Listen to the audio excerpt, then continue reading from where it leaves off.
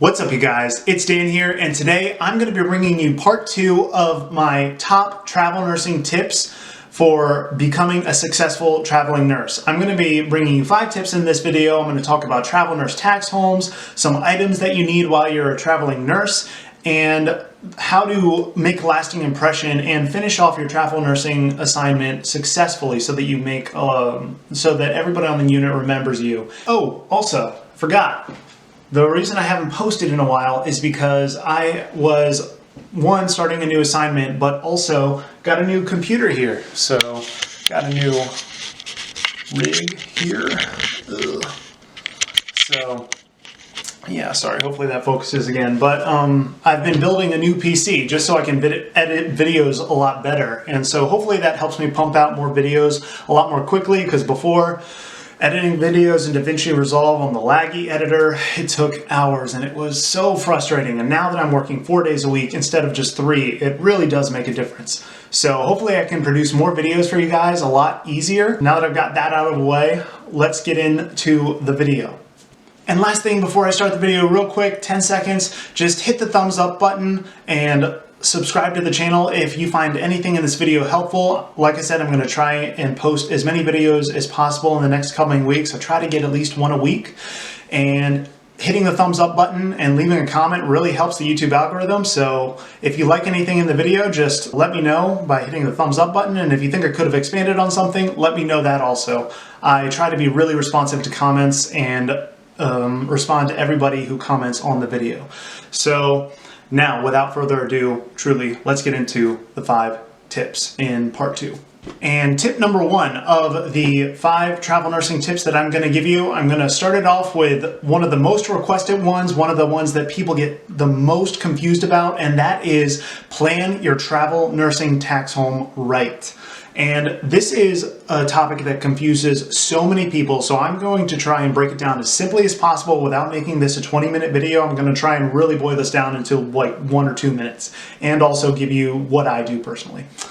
So, the travel nursing tax home is what you are going to claim as your home residence, basically, and that is defined by 3 criteria. So the 3 things that you're going to have, well, you're going to have 2 out of these 3 things, really. You're going to have 2 out of these 3 things to prove that this is your tax home from an IRS standpoint.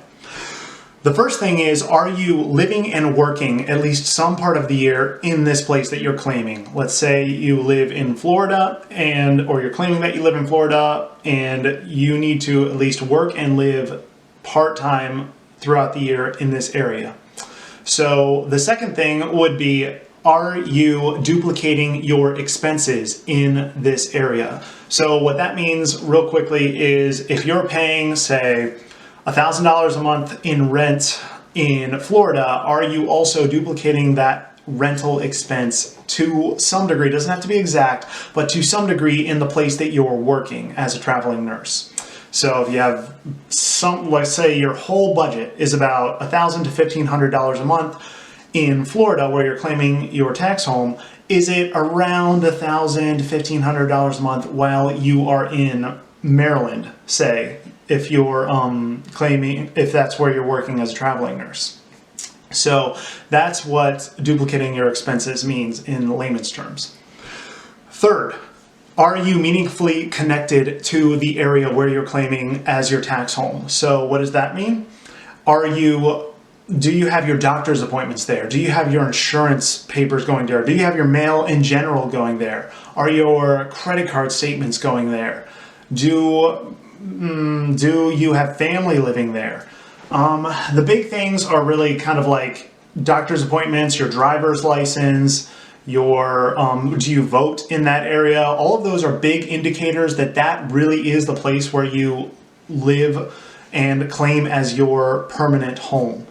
So all of those things, it's not a hard and fast rule, but all of those things, if there was anybody to ever question if you were living there, all of those things would indicate that you are meaningfully connected to that area. You vote in the area, your driver's license is in the area, and your insurance is in the area, and you have family members in that area. It's all going to add to your case that you are meaningfully connected to that area. Now on to what I personally do. So I personally claim a certain part of the country as my tax home. I have family living there, and so my parents live in Florida, and so I pay them market rent in that area for I guess my living expense there, and a couple other things that I pay just to kind of like have an expense in that area. I always go back and visit as much as I can. I mean, you want to go and visit your family. That's another good reason to have it with family. You're going to give your family the rent. If you're going to give your expenses to anybody, you might as well give it to your family. Two, you have to go back and visit every so often to satisfy that first requirement. And three, why not have all of your doctor's appointments, mail, and driver's license and everything going to a place where you know that your family is going to be, keeping all of that mail safe for you and all of your valuable documents safe for you. I think that it makes perfect sense to claim your tax home in your family's house, if that's or an area close to where your family lives, and that's what I personally do because I think that it makes the most sense for me, and I think it would make the most sense for most people if they're thinking about travel nursing and they want to duplicate their expenses at the lowest possible cost. It has to be somewhere in the realm of market rent, So that's what I do, and I have been I've been travel nursing for 3 years, and it's never been an issue. That's the end of my rant on tax homes. I'm going to get on to the next 4 tips. All right, guys, so tip number 2 is going to be know your travel nursing contract. So this is super important. You should know every little detail about your travel, not every little detail, but the big main important things about your travel nursing contract. Your start date, whether you're going to have to take call or not, you're going to know the shift cancellation policy, you're going to want to know, I guess, what your hourly rate is, but more importantly, how much is tax-free and how much is taxable. That's going to help you when you're contributing to your 401k, maybe how much you want to, if you want to take off an hour early, because you're probably going to get the same amount of tax-free stipend even if you take a couple hours off early. So if you have a low taxable rate, it's not going to affect you as much. So you're going to have to make those decisions on the contract. The big one, like I said, another big one is shift cancellation policy. You don't want the hospital to be able to cancel you whenever you're on, you have a 4-day work week. You don't want them to be canceling you every other day. So always have that in the back of your mind, and just ask any questions at all to your recruiter. It's going to be super important. So know your travel nursing contract. All right, guys, so tip number 3, I'm going to get into tips that will help you while you are actually on assignment now, that you can use while you're on assignment in the hospital. So tip number 3 is have the right supplies while you are on your travel nursing assignment. And by this, I mean the supplies you're going to use on the unit. So some good ones I just have around the house here are a good pair of scissors. This is extremely useful in the operating room, but I'm sure it's useful on all of the other units too. I have a really, really good friend of mine who works in the ICU, and he uses these all the time. And he actually gave me the idea of using that. Another tip is just like hooking this on the scissors on these little lanyards, and have a bunch of these little lanyards, and you can keep this on your waistband or something so that you can always grab it and then go and cut something. So perfect. This is super useful in the operating room, and I'm sure on every other nursing unit. So the nursing badge reel lanyard thingies and scissors. And also another thing is going to be a super cheap watch that you don't care if it gets dirty. I have a Garmin smartwatch now that I wear on the unit because I just wipe it off if it gets dirty. I know that's kind of gross. Some people don't like that, but if you don't want to take your watch home with you and wear it outside of work, you can just have one dedicated for work. Just have a super cheap digital one like this, have it on military time, and you'll be good to go in the hospital. It's useful for a bunch of things. When you walk into the OR and then you need to know the in-room time, if you're on the ICU and you need to know the time to figure out when you're going to get off shift because it's miserable. And just kidding. The next thing I would recommend is some useful tips is, and don't judge me for the brands, just some deodorant to put in your locker when you get to work. You would be surprised or disappointed at the amount of times I get to work and I've forgotten to put on deodorant for that day. So it's nice to get to work, change into your scrubs, and just be like, oh, okay, I'm not going to have to destroy everybody's nostrils at in the operating room today and scare the patients. Another thing that's essential, especially nowadays, because they're making everybody wear masks in the hospital at all times, is gum. Gum is going to be super essential now, especially because they're making everybody wear masks at all times in the hospital. So if you're wearing masks and you have just drank a cup of coffee because you just got into shift in the morning, you're going to want some of this teeth whitening gum. I just use this brand. But any gum's really going to be good so that you're not having that coffee breath in your mask the entire day and suffocating yourself. Speaking of coffee, I would recommend, honestly, this is just for visual props. This is something that I occasionally use around work, but a cheap water bottle that you can bring around work, I would say is super useful, because if you're like me, I lose my water bottles all the time, and I honestly just like to leave them in my locker at work. I like to kind of just leave them all around. I'll sometimes just leave them in the break room on top of the refrigerator or something so that it's always there and I have access to water. A huge, big protein shaker bottle of water that's super easy to just put in the water fountain and get a huge gulp of water before you have to go back into a room. You want to stay hydrated while you're at work, otherwise you're just going to be feeling really down and groggy all day. A lot of nurses at work will complain about being dehydrated, so I just have a ton of water bottles at work, so if I lose one, it's not that big of a deal. I'll try to link a bunch of this stuff in the description below. It might not be right when I post the video. I might even do another video about all of the stuff that I use at work, but these are some of the ones that I personally use every single day at work. Last thing I'll say is pens. You're going to want a gajillion pens because you're always going to need a pen for writing stuff. I was also going to say note cards, and if you don't work in the operating room, it's good to have note cards, but if you work in the operating room, the gown like card flaps that you get from spinning people into their sterile gowns, those are super useful for note cards. Everybody has those in the operating room. They're like gold, so you're not going to need a notebook or a note card or notepad, I guess. But a ton of pens is going to be essential because you're going to need to write a ton of stuff down. You're going to need to sign documents, check signatures, you're going to have to sign specimens. A good pen is really, really, really going to be useful on the unit, so have a good pen. And that's all of the items I can think of right now. Have the proper equipment while you are on your travel nursing assignment. It's going to make it a hell of a lot easier. All right, guys, tip number 4 is going to sound super obvious, but I'm going to say it anyway because I've seen other travelers not really do this, is have a good attitude while you are on assignment, and specifically while you are at work.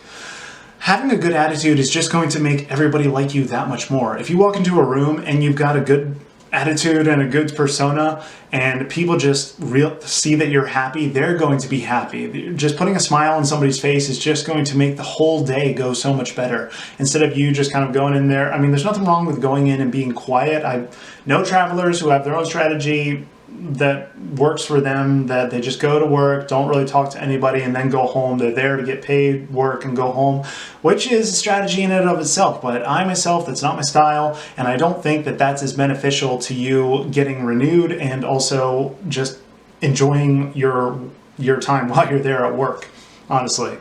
I mean, you want to make friends while you're there at work, and I've made friends while on assignment before and gone out with people at work, so it's a lot of fun. So just being in a good mood, being easy to ask to do things like I've mentioned in other videos, being happy generally, just being, and I know it's hard with stuff going outside of work. I'm not trying to get too deep here, but just be jovial and happy and in a good mood while you're on the unit. If people are giving you crap about something, turn it into a joke. Just be like, ooh, I like the way you talk dirty to me, or I like when you abuse me, or something like that.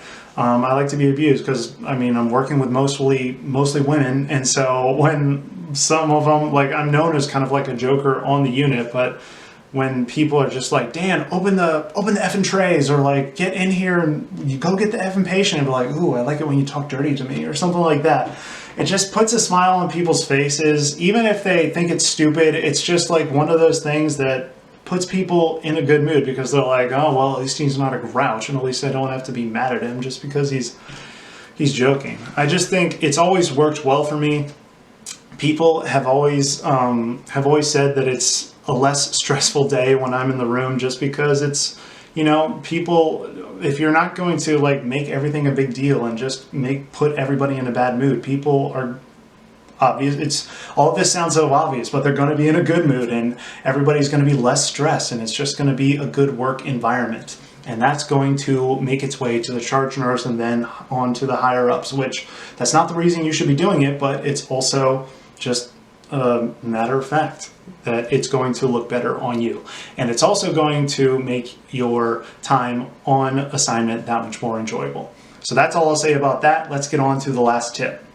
All right, guys, I know it's been a long video. A lot of information has been being thrown at you, and I know it's probably been hard to stay focused. If you've stayed this far, I really appreciate it. So the last tip that I'm going to give you, tip number 5, is going to be short and simple. Have a going away party when you finish your assignment.